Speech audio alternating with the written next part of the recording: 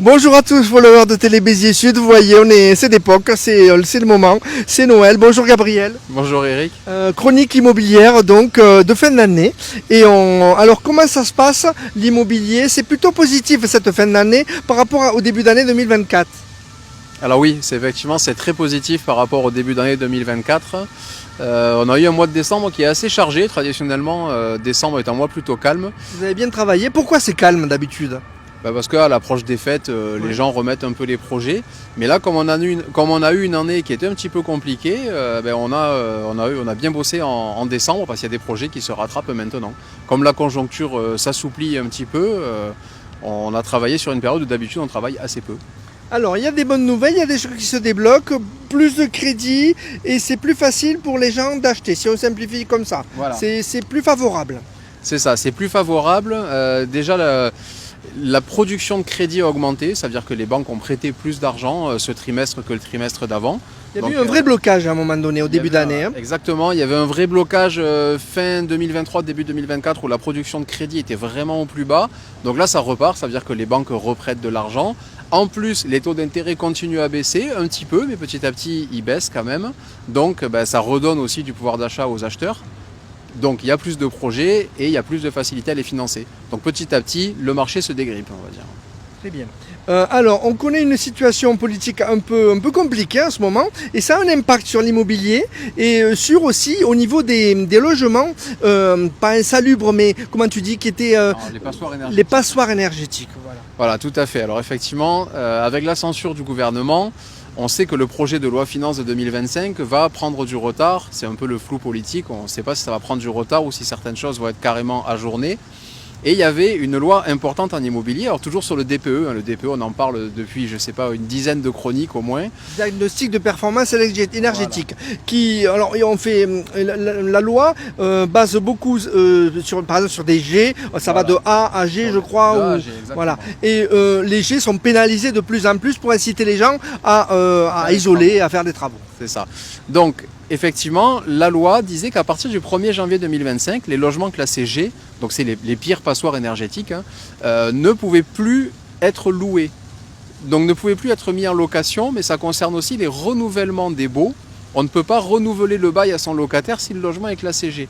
On est dans l'illégalité si on fait ça. Voilà, donc 100 ans évidemment, ça représente quand même 600 000 logements en France, et c'est pas rien, surtout en ce moment on a quand même une crise du logement, on n'a pas assez de logements. Et à Béziers, il y en a beaucoup aussi.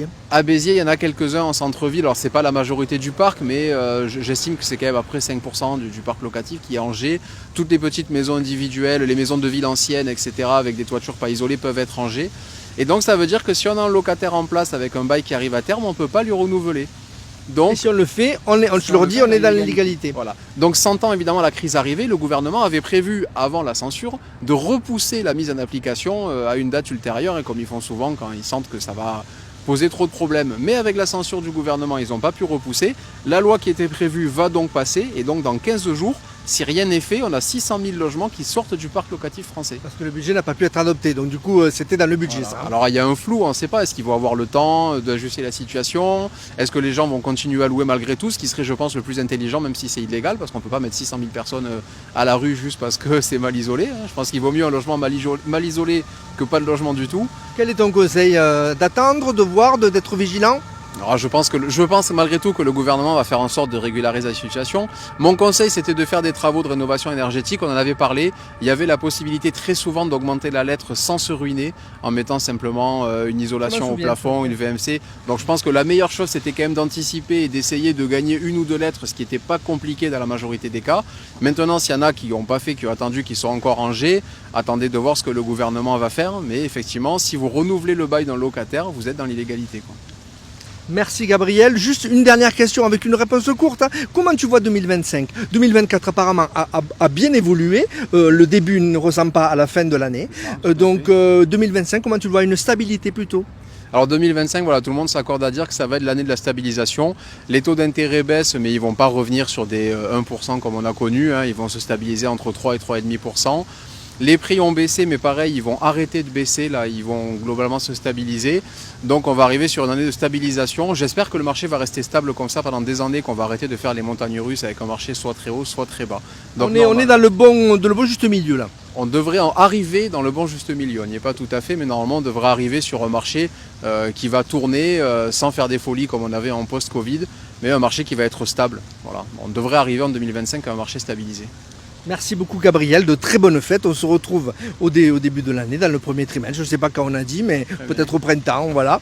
Et passez tous de très bonnes fêtes. N'hésitez pas à venir voir ces bulles de Noël, vous voyez ces sapins sur l'esplanade, la place Saint-Jaurès. Voilà, merci Gabriel. Merci Eric.